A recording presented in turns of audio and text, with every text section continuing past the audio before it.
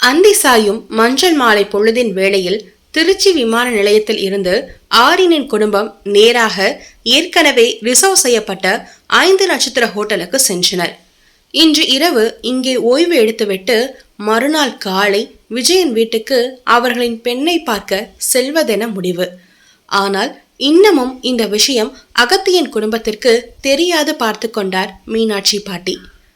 இவர்கள் எல்லாம் அறைக்கு வந்து ஓய்வு எடுத்துக்கொண்டு இருக்க, ஆரியனோ விமான நிலையத்தில் இருந்து நேராக தன் ஆடை வடிவமைப்பு அலுவலகமான ஃபேஷன் ஸ்டுடியோ நோக்கி தன் காரில் சென்று கொண்டிருந்தான்.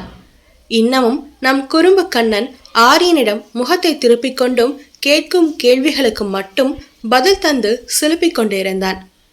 டே கண்ணா, உனக்கு மதிப்பே இல்லாம போச்சுடா.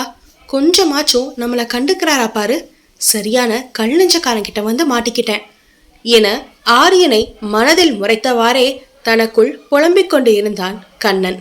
அவன் முறைப்பு அப்படியே வேறு பக்கம் திசை திரும்பியது. அது யாரை நோக்கியாம்? ஹலோ ரைட்டரே, உங்களை நோக்கித்தான் நான் முறைக்கிறேன்.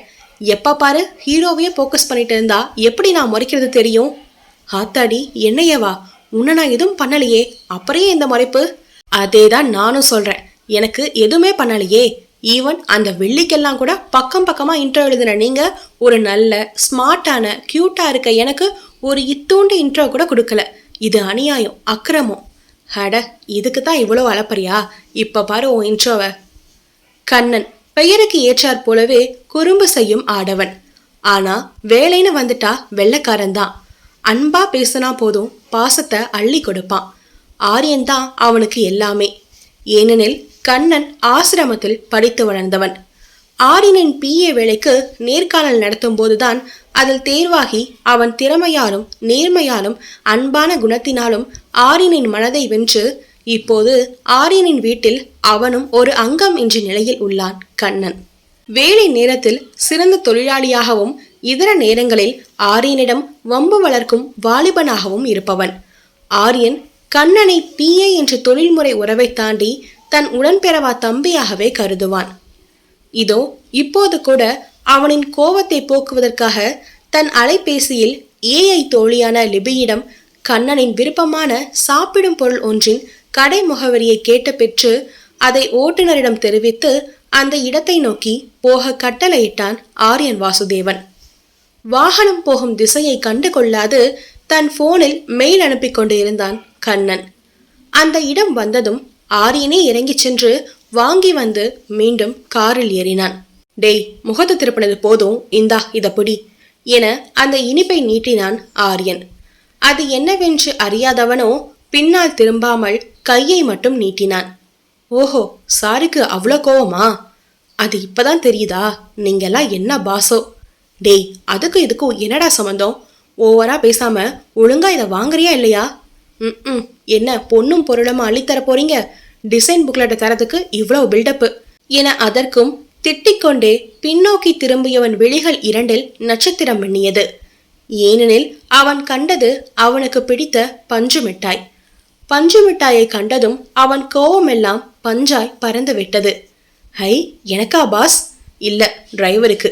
இந்தாங்க வேலன், இதை நீங்களே சாப்பிடுங்க என ஆரியன் தன் டிரைவர் வேலனிடம் கொடுக்க போக உடனே அதை பறித்து கொண்ட கண்ணனோ, அச்சோ பாஸ், அவருக்கு சுகர் இருக்கு, இதெல்லாம் சாப்பிடக்கூடாது என சொல்லி வேகமாக பஞ்சு மிட்டாயை ருசி பார்க்க ஆரம்பித்தான் கண்ணன். அவன் ரசித்து உண்பதை பார்த்து ஆரியனும் டிரைவரும் அவனின் கள்ளம் கபடமற்ற செயலில் புன்னகை சிந்தினர். பொன்னும் பொருளையும் கொடுத்திருந்தால் கூட இவ்வளவு ஆனந்தம் அடைந்திருக்க மாட்டான் இந்த கண்ணன். சிறு சிறு விஷயங்களே போதும் அவனை மகிழ்ச்சிப்படுத்த. அதே மகிழ்ச்சியோடு ஆரியனின் கார் திருச்சியில் இருக்கும் அவன் ஸ்டூடியோவை சென்றடைந்தது. வெள்ளி நிலா அந்தியில் உலா வந்த போதும் கூட இங்கே ஆரியனின் ஃபேஷன் ஸ்டுடியோ அலுவலகமானது பகலை போன்ற பிரகாசத்துடன் இயங்கிக் கொண்டிருந்தது. தலைமை பிரத்யேக ஆடை வடிவமைப்பு நிர்வாகிகளுக்கு என தனித்தனி கேபினும் இருந்தது. ஆரியனின் மகிழுந்தை கண்டதும் செக்யூரிட்டி ஓடி வந்து காரின் கதவினை திறந்துவிட அதிலிருந்து இறங்கிய ஆரியன் வேக எட்டுக்கள் வைத்து உள்ளே சென்றான். ஆரியனை கண்டதும் அனைவரும் எழுந்து நிற்க அவர்கள் அனைவரையும் அமர்ந்து வேலையை பார்க்கும்படி கை விரலால் சைகை காட்டிவிட்டு நேரடியாக மீட்டிங் ஹாலிற்கு சென்றான். அவன் சென்ற 5வது நிமிடத்தில் 7 பேர் கொண்ட ஆடை வடிவமைப்பாளர்கள் குழுவை மீட்டிங் ஹாலிற்கு வரவைத்திருந்தான் கண்ணன். டிசைனிங் எல்லாம் ரெடியா ராகவி? 7 பேர் கொண்ட குழுவின் லீடான ராகவியை பார்த்து கேட்டான் Aryan Vasudevan. Yes sir, almost we completed. Trending to classics models வர எல்லாமே ஒவ்வொரு டிசைன் கிரியேட் பண்ணியிருக்கோம் சார். அதில் நீங்கள் எதை சூஸ் பண்ணுறீங்களோ அதை சாம்பிள் ப்ரொடக்ஷனுக்கு அனுப்பிடலாம் sir. Sounds good, show me the designs என ஆரியன் கேட்க ராகவி தம் குழுவின் பேப்பர் ஸ்கெட்சை ஒப்படைத்தாள். ஆரியன் ஒவ்வொரு டிசைனையும் தன் ஹேசல் விழிகளால் கூர்ந்து அவதானித்தான். ராகவியின் குழுவினரோ தங்கள் டிசைனில் எந்த குறையும் இருக்கக்கூடாதென வேண்டியபடி சிறு பதட்டத்தோடு ஆரியனை கவனித்துக் கொண்டிருந்தனர். ஏனெனில் சிறு தவறு இருந்தாலும் அவர்கள் ஆரியனின் ருத்ர தாண்டவத்தை எதிர்கொள்ள வேண்டுமே, அதுதான் இந்த பயம். டிசைன்ஸ் அனைத்தையும் பார்வையிட்டவனின் இதழ்களில் வெளிப்பட்டது திருப்திகரமான புன்னகை. Good job guys, excellent creations, I am so proud of you guys என மனம் மகிழ்ந்து பாராட்டினான் ஆரியன். எந்த அளவிற்கு தவறு செய்தால் கண்டிப்பானோ அதே அளவுக்கு கொடுத்த வேலையை சரியாய் செய்தால் பாராட்டவும் செய்வான் கட்டழகன் அவன். ஆரியனின் பாராட்டை பெற்ற மகிழ்ச்சியில் சத்தமிட்டு தங்களுக்குள் கட்டி அணைத்து மகிழ்ச்சியை வெளிப்படுத்தினர் அந்த 7 குழு. ஓகே கைஸ், உங்களுக்கு ஹோட்டல் ஹெவன்ல டின்னர் ட்ரீட் அரேஞ்ச் பண்ணியிருக்கேன், கோ அண்ட் என்ஜாய் என ஆரியன் மொழிய சொல்லவா வேண்டும் அவர்களின் மகிழ்ச்சியை. மீண்டும் ஒரு ஹுரேவை போட்டுவிட்டு அங்கிருந்து புறப்பட்டு சென்றனர். அதற்கடுத்து சென்னையில் இருக்கும் தங்கள் டெக்ஸ்டைலின் ப்ரொடக்ஷன் டீம் ஹெட்டை போனில் அழைத்தான் கண்ணன். டீம் ஹெட்டான விமல் அழைப்பை ஏற்றதும் அதை ஆரியனிடம் கொடுத்தான். வெல், டிசைன்ஸ் எல்லாம் ரெடியா இருக்கு, நீங்க தேவையான அரேஞ்ச்மெண்ட்ஸ் எல்லாமே பண்ணிடுங்க. கிளாத் மெட்டீரியல்ஸ் தி பெஸ்ட் குவாலிட்டியா இருக்கட்டும். இன்னும் 2 daysல நான் அங்கே வந்துடுவேன். தென் நான் செலக்ட் பண்ண டிசைனை I will give you to you Vimal என ஆரியன் தகவலை கூறி பதிலும் பெற்று அழைப்பை துண்டித்தான். கண்ணா, இந்த டிசைன்ஸை டுமாரோ 2 காப்பீஸ் போட்டு வச்சுக்கோ, ஆல்வேஸ் பேக்கப் தேவைப்படும் என தன்னை சுற்றி நடக்கும் தொழில் சூழ்ச்சியை அறிந்தவனாய் கட்டளையிட்டான் ஆரியன் வாசுதேவன். எஸ் பாஸ் என பதில் கூறிய கண்ணனின் மொபைலுக்கு இந்திராவிடம் இருந்து அழைப்பு வந்தது. அதை கண்டதும் பாஸ் மேம் தான் கூப்பிடுறாங்க என ஆரியனுக்கு தெரிவித்தான். உடனே தன் கை கடிகாரத்தை நோட்டம் இட்டவனோ நேரமானதை உணர்ந்து okay let's go to the resort man, we are on the வேன்னு இன்ஃபார்ம் பண்ணிடு என கூறியபடி எழுந்து நின்று தன் பிளேசர் கோட்டை கலட்டி கைகளில் ஏந்தியபடி வெளியே நடந்தான் ஆரியன். கண்ணனும் தகவலை தெரிவித்துவிட்டு டிசைன்ஸ் ஃபைலை பத்திரமாக எடுத்துக்கொண்டு தன் பாஸை பின்தொடர்ந்து வந்து காரில் ஏற காரானது ரெசார்ட்டை நோக்கி நகர ஆரம்பித்தது. வெள்ளி நிலா விடைபெற வானவெளியில் உல்லாச நடை போட்டு மேலெழுந்தான் இரவி அவன். இங்கே ரெசார்ட்டில் ஆரியனுக்கு முன்னே எழுந்து இந்திராவும் மீனாட்சி பாட்டியும் பெண்ணை பார்க்க செல்ல தயாராகிவிட்டனர். அகத்தியன் மற்றும் வசந்தாவோ எங்கே போகிறோம் என தெரியாமலே வீண் பகட்டை காட்ட ஆடை ஆபரணம் அணிந்து தயாராய் இருந்தனர். இந்து, ஆரியன் ரெடியான பாரு, அவன் ரெடினா நாம இப்பவே கிளம்பலாம், நல்ல நேரம் இருக்கும்போதே பொண்ணை பார்த்து முடிவு பண்ணிடணும் என மீனாட்சி சொல்ல, அம்மா ரிலாக்ஸ், விட்டா இப்பவே தாலி அவன் கையில கொடுத்து கட்ட வச்சிடுவீங்க போல இருக்கு.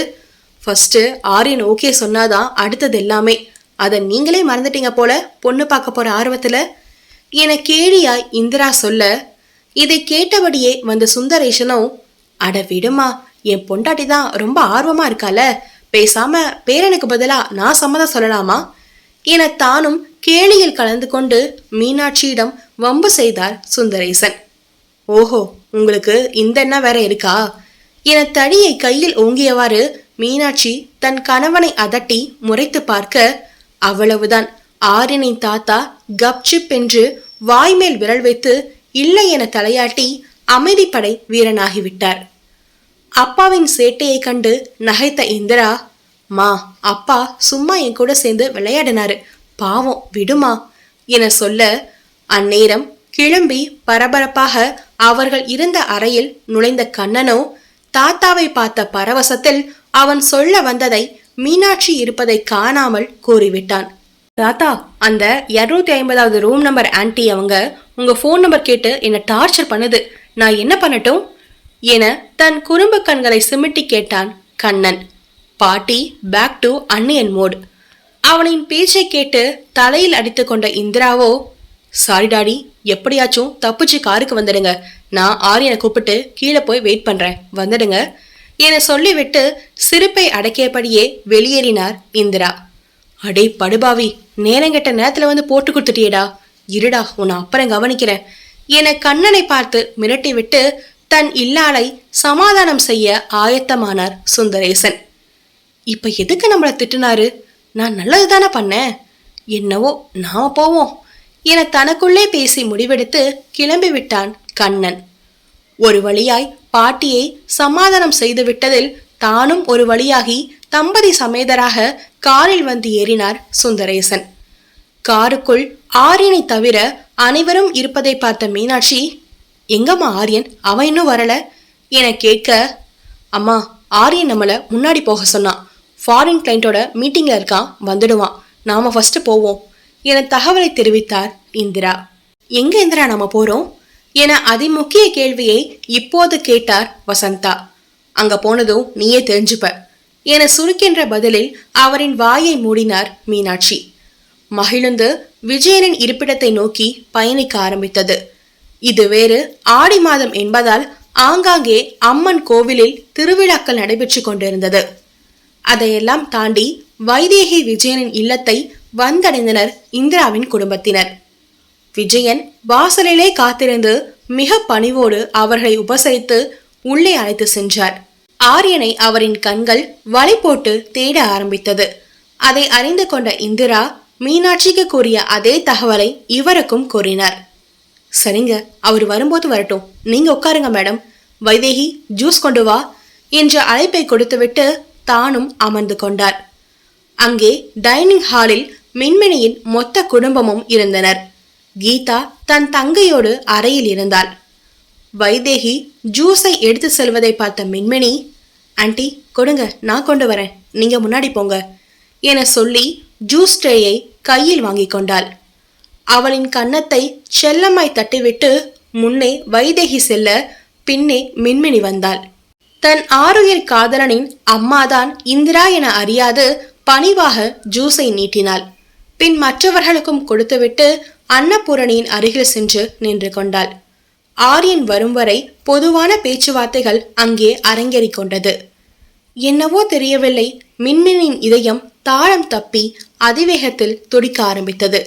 மன்னவனின் வருகை அறிந்ததும் காரிகை உள்ளம் தடதடக்க ஆரம்பித்து விட்டது போலும். அதன் காரணம் புரியாத பேதையவள் சற்று நேரம் காற்றோட்டமாக வெளியே இருக்கலாம் என்றெண்ணி அம்மாவிடம் சொல்லிவிட்டு வெளியே வந்தாள். கேட்டை தாண்டி வெளியில் வந்து வேடிக்கை பார்த்து தன்னை சமன்படுத்த முயன்றாள். ஆனால் பாவையால் முயல மட்டும்தான் முடிந்தது. அந்நேரம் எங்கிருந்தோ ஓடி வந்த 10 வயது சிறுமி ஒருவள் மின்மினி பின்னே வந்து ஒளிந்து கொண்டாள். ஓய் குட்டி, யாரு நீங்க என அவள் கைப்பிடித்து முன்னே இழுத்து விசாரித்தாள் மினி. அக்கா அமைதியா இருங்க, இல்லனா என்னை கண்டுபிடிச்சு என் மேல மஞ்சள் தண்ணி ஊத்திடுவாங்க.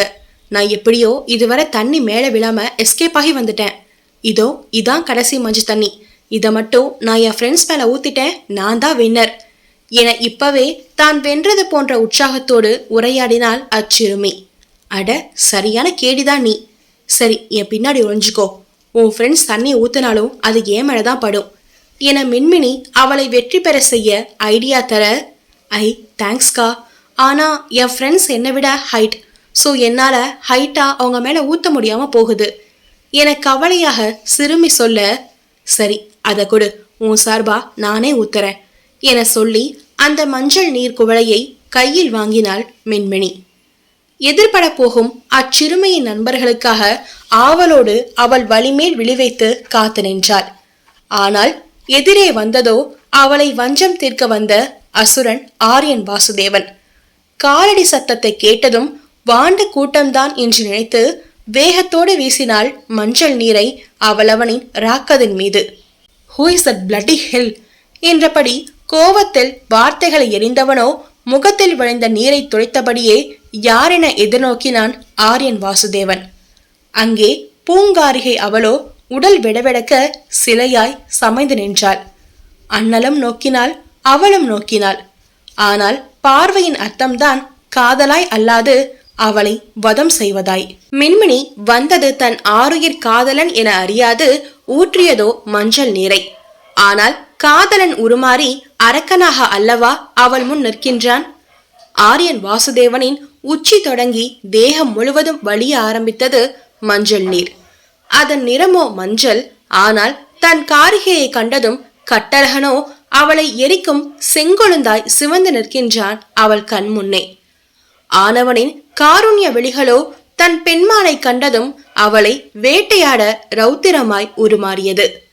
ஆனால் ஆரியனை இங்கே சற்றும் எதிர்பாராத பெண்ணவளின் நயனங்களோ அதிர்ச்சி, ஆச்சரியம், பெருங்காதல் என பலவகை பாவனைகளை விழிகளில் ஏந்தி இத்தனை காலங்களாய் அவள் பூட்டி வைத்திருந்த ஆனந்த கண்ணீரை தன்னவனை கண்டதும் மழையென பொழிய ஆரம்பித்தாள். அவள் வானை விட்டு நீங்கிய வண்ணங்கள் யாவும் தன் உயிரானவனை கண்டதும் வானவெல்லாய் உருமாறி பெண்ணவளை தீண்டி மிளிரச் செய்ததோ. பெண்தேகம் எங்கும் சிலிர்த்து அடங்கியது தன் முன்னே நிற்கும் 6 அடி ஆனவனின் அருகாமையில். ராட்சசன் கண்களில் கோபம், திமிர், பழிவாங்கும் வெறி என பலவகை பாவனையில் மின்னினாலும் அதை ஆழ்ந்து பார்க்கையில் அவளுக்கான தேடலும் தவிப்பும் விழியின் ஓரத்தில் எஞ்சி நிற்கிறதோ. பார்வை இரண்டும் பேசிக்கொள்கையில் பாஷை ஊமையாகிவிட்டது. காதலின் மொழியே கண்கள் தானே. சிலையாய் சமைந்து நிற்கும் மின்மினியை கண்டு கோவத்தில் பற்களை கடித்தான் அவள் உயிரை குடிக்கப் போகும் ராட்சசன். ஏற்கனவே அவள் மேல் கொலைவெறியில் இருக்கின்றான். அது போதாதென இப்போது அவன் கைகளில் வைத்திருந்த டிசைன்ஸ் அடங்கிய ஃபைலின் மீதும் அவள் ஊற்றிய நீரால் நனைந்து போய் அவள் கிரைம் ரேட்டை அவளே அதிகப்படுத்தி கொண்டாள். இதற்கும் என்ன செய்ய போகிறானோ அந்த கிராதகன். விலகி நின்றதெல்லாம் போதும் என நினைத்தவள் தாவிச் சென்று ஆரியனை ஆறத் தழுவி தன்னவனின் தோள்களில் பூமாலையானாள் மின்மணி. அவளின் அணைத்தலில் அதிர்ந்து நின்றான் 6 அடி ஆடவன். பெண்ணவளை தழுவியதும் அந்த இரும்பு இதயமும் மெழுகாய் உருகியதோ. அதை அவனை அறிவான். மன்னவனின் நெஞ்சம் மீது சாய்ந்தவளோ அறியாது போனால் அது கற்பாறையாய் மாறிவிட்டதென. ஆரியனின் கைகள் தன்னை அணையாது போனதில் தயக்கம் கொண்டு சிறு பூவாய் தாய் நிமிர்த்தி அவனை பார்த்தாள் மின்மினி. உயிரையே உருக்கும் காதல் பார்வையை கண்களில் ஏந்தி தன்னை வதம் செய்ய காத்திருக்கும் ஏகலைவனை பார்த்தாள் காரிகை அவள். அந்த பார்வையை சந்திக்கும் திராணியற்று அவளை வெறுப்போடு தன்னை விட்டு பிரித்து தள்ளி நிறுத்தினான் ஆரியன் வாசுதேவன். இத்தனை கால பிரிவு கூட இவ்வளவு வழியை தந்திருக்காது. ஆனால் தன்னவனே தன்னை விளக்கையில் நிதர்சனம் உரைத்து உயிர் வரை துடித்து போனாள் பாவையவள். How dare you to touch me? Don't you have a sense? இப்படித்தான் மேல வந்து விழுவியா இடியட் என காந்தலாய் வெளிப்பட்டது ரணப்பட்ட நெஞ்சின் வார்த்தைகள். இதுவரை சுடுசொல் ஒன்றை கூட காதலித்த காலங்களில் அவளை நோக்கி அவன் பேசியதே இல்லை. ஆனால் இன்று ஆரியனின் வேறு முகத்தை கண்டு திகைத்து உறைந்து நின்றாள் மின்மினி. ஒருவேளை இத்தனை வருடங்கள் ஆனதில் தன்னை அவனுக்கு அடையாளம் தெரியவில்லையோ என்று எண்ணிய மடந்தை அவளோ. தேவன், என்ன அடையாளம் தெரியலையா? நான் உங்க... அவள் வார்த்தையை முடிக்கும் முன்னரே அனலென வெளிப்பட்டது ஆரியனின் வார்த்தை என்னும் தோட்டாக்கள். வெல், துரோகி எப்படி மறக்க முடியும்? இனிக்க காதல்ச்சனுக்கு வலிக்க வலிக்க ரணத்தையும் அவமானத்தையும் கொடுத்த துரோகிய மறக்க முடியுமா மேடம்? மின்மினியின் இதயம் நழுவி சிதையில் விழுந்ததோ. எரிகிறதே இதயம், அதில் கரைகிறதே அவளின் ஆசை இயக்கங்கள். துரோகியா? நானா? கேள்வி கேட்டது அவள் மனம். ஆம், துரோகிதானே ஒப்புக்கொண்டது அவளின் மனசாட்சி. அவளின் வாடிய முகத்தையும் அதில் தேங்கி நிற்கும் கண்ணீரையும் நாடகம் என எண்ணியவன் அலட்சிய பார்வையில் அவளை நோக்கிவிட்டு தன் கை கடிகாரத்தை பார்த்து நேரமாவதை உணர்ந்து, கொஞ்சம் தள்ளி நின்று உன் டிராமாவை கண்டினியூ பண்ணு, நவ் மூவ் அவே என சொல்லிவிட்டு அவளை விட்டு 2 அடி தாண்டி சென்றவன் என்ன நினைத்தானோ மீண்டும் பின்னோக்கி வந்து அவளை நெருங்கி, ஆமா, இங்க நீ என்ன பண்ற? உன்னை பார்த்து மயங்கிறதுக்கு இங்க எந்த ஆம்பளையும் இல்லையே. மிஸ்டர் விஜயனுக்கு 2 பொண்ணுங்க தானே?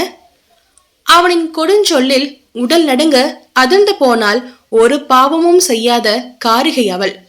மை தீட்டிய விழிகள் 2 குத்தீட்டியாய் மாறி ஆடவனை தாக்கியது. காதலித்தால்தான், இன்றும் என்றும் காதலிப்பால்தான். அதற்காக தன் பெண்மையையே கேவலப்படுத்தும் போது கட்டுக்கு அடங்கி போகுபவளும் அல்ல. என்ன வார்த்தை இது ஆரியன்? என்னை பார்த்து இப்படி சொல்ல எப்படி மனசு வந்துச்சு? செந்தோர விழிகள் சிவந்து அவன் சட்டையை பிடித்து கேள்வி கேட்டாள் மின்மணி. விழிகள் நான்கும் ஒன்றை ஒன்று கூர் ஈட்டியாய் மோதிக்கொண்டன. ஆனால் விழியினுள் இருக்கும் கருமணியோ தங்களின் தொலைந்த காதலை ஆழமாய் ஊடுருவி தேடிக்கொண்டிருந்தனவோ. தன் சட்டையில் இருந்து வேகமாய் அவள் கரங்களை கோவத்தோடு பிரித்து இழுத்தவனோ அவள் கைகளை தன் ஒரு கைக்குள் அடக்கி அவளை தன் அருகில் மூச்சு முட்டும் நெருக்கத்தில் இழுத்தவனோ அவளை அடக்கும் பிரம்மாஸ்திர அம்பொன்றை எறிந்தான். என்ன மயக்க முடியலதானடி என கேவலப்படுத்தி ஆன்மை இல்லாதவனு சொல்லி பணம்தான் பெருசுன்னு என குப்பை மாறி தூக்கி போட்டு போனது நீதானடி. இல்லாத ஒன்ன நான் சொல்லலையே. நீ எனக்கு பண்ண துரோகத்தோட எச்சந்தாண்டி இதெல்லாம். வசதி இல்லைன்னு சொல்லி விட்டு போனவளை வேற எப்படி நான் கூப்பிடணும்? இதுக்கே சட்டையை பிடிச்சா எப்படி? இனி நீ அனுபவிக்க வேண்டியது எவ்வளவோ இருக்கு. Be ready baby. இந்த சட்டையை பிடிச்ச கைய என் காலை பிடிச்சு கதற அளவுக்கு செய்ய நான் ரெடியா இருக்கேன். So wait and watch. இப்ப நான் கொஞ்சம் பிஸி.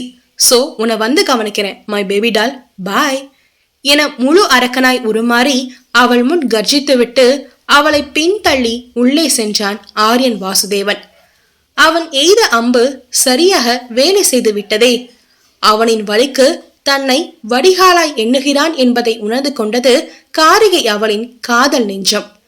தன்னவனின் வார்த்தை தான் செய்த காரியத்தால் தான் இப்போது கொடூரமாய் ஒலிக்கிறது எனும்போது அவளுக்கு அடங்கி போவதை தவிர வேறு வழி இல்லையே. சூழ்ச்சியில் சிக்கி அவள் அன்று எழுதிய வார்த்தைகள் இன்று அவன் வாய்மொழியால் கேட்கையில் தன் துன்பம் மறந்து தன்னவனுக்காக துடிக்க ஆரம்பித்தாள் மின்மணி. இத்தனை ரணங்களுக்கு மத்தியில் ஒற்றை ஆறுதல் தன்னவனை தரிசித்தது மட்டுமே. அதை எண்ணி சிதையில் வீழ்ந்த இதயம் கூட ஒளிர ஆரம்பித்தது. அந்த இன்பம் கூட ஒரு சில நிமிடங்களை நீடித்தது.